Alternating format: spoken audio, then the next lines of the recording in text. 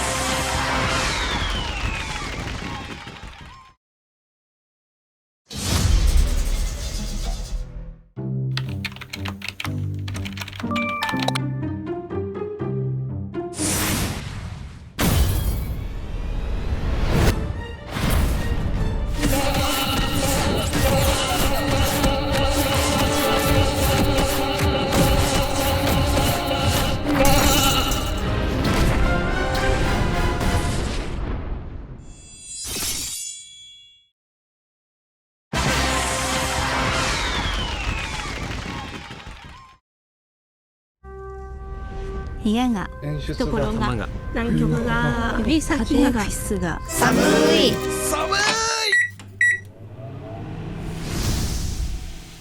なんでも回答即炎上13万7000円。